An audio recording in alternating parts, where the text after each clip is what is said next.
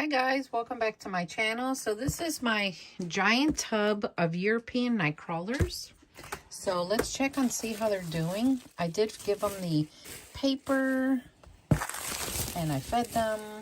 So let's just check it out. And let's just see how they're doing.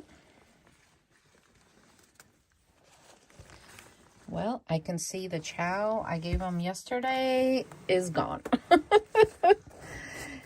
You know, European night crawlers have such a huge appetite for paper products. Look at that giant guy right there. They do. They have huge appetite for this stuff. And they love the worm chow I make them.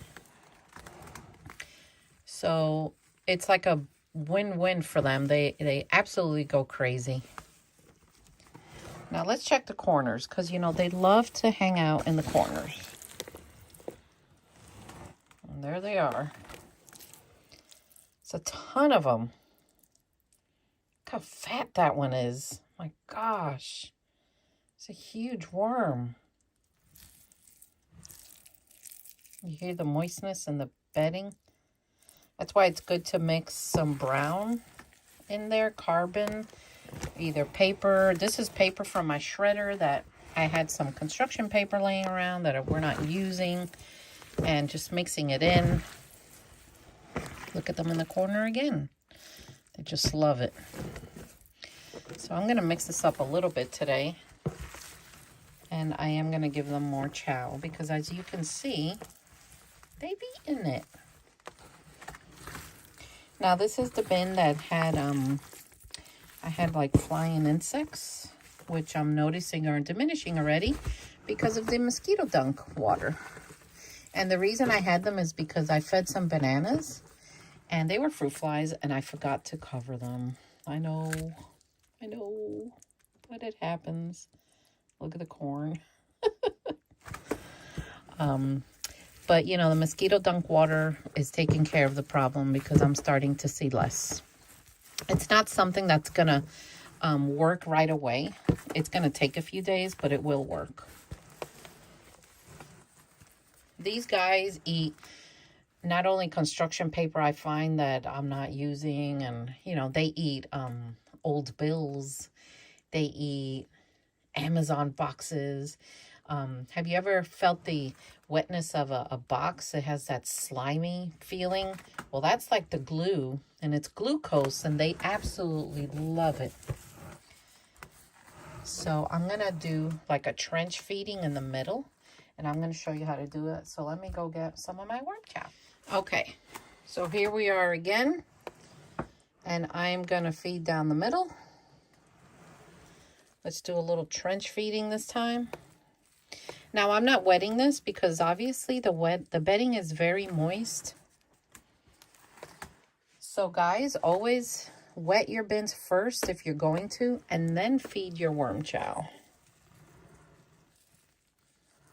Because the last thing you want is for all this food to go down into the bedding, and that's going to create a big problem for you. I've seen people mix in bedding and mix the food into the bedding, and I'm thinking, oh my gosh, please don't do that. It can ferment in a bad way, and it can cause gases, which causes protein poisoning. So that's why we don't do that. So it's just better to avoid a problem, guys. That's the last thing you want. In my 21-year career of worm farming, I've seen protein poisoning twice, and it's been from my own mistakes. And it's very sad to look at. And it's very sad, and the worms don't recover. So it's like, you know, don't do it. Don't do it, guys. It's just easier to wet things down, put the food on top, and then just go like this a little, and it'll be fine. The worms come from underneath, and they pull it all down. So when it's time to harvest this bin, what I do is I move everything aside, and then I put fresh bedding here, and that's the migration harvesting. Or I've just mixed the whole thing, let it get to the point where it's castings, then I harvest with my harvester. I've also done the light method.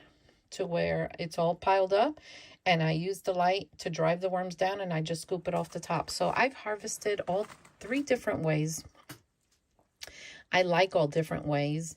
It just all depends how much time I have and the wetness of the bedding, because when the bedding is very wet, there's no way I could put it through one of my sifters with a mesh, because it would be a mess. And I've tried, and it has been like really bad. So yeah. So when you do this at home, you have to judge for yourself which way you're going to harvest. And depending on, you know, what setup you got and what kind of harvesters you have. Like when I first started worm farming, I didn't have any harvesters. I didn't have anything. I just did it all by hand, and I enjoyed doing it that way. And honestly, I still do. You know, I harvest a lot of my bins by hand. So we're just covering this back up with the wet newspaper. And we're going to give it its plastic back. And then we're going to leave them alone since I've been messing with them. I don't want them to get mad at me. So, there we go. Bubble side down. That's what I've been doing lately, and it seems to be okay.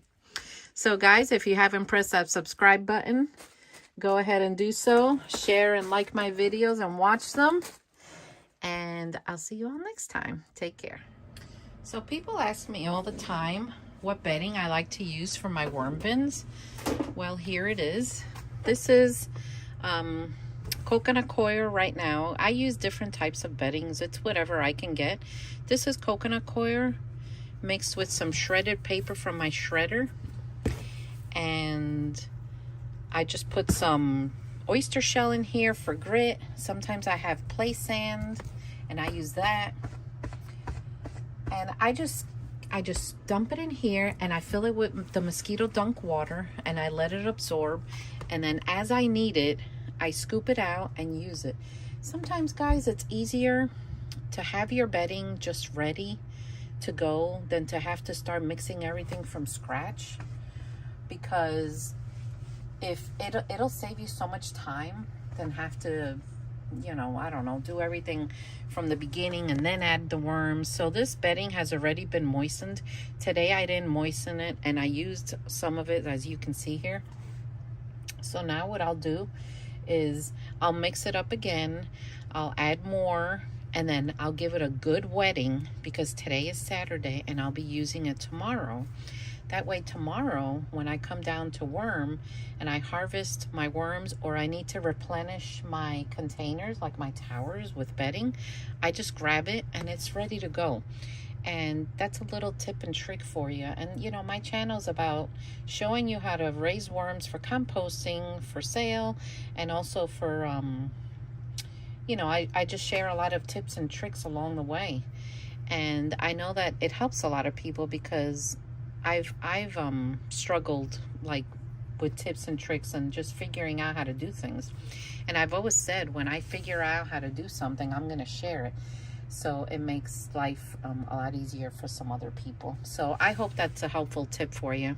It's definitely good to be one step ahead, you know, just make your life a little easier. Okay, guys? Well, take care.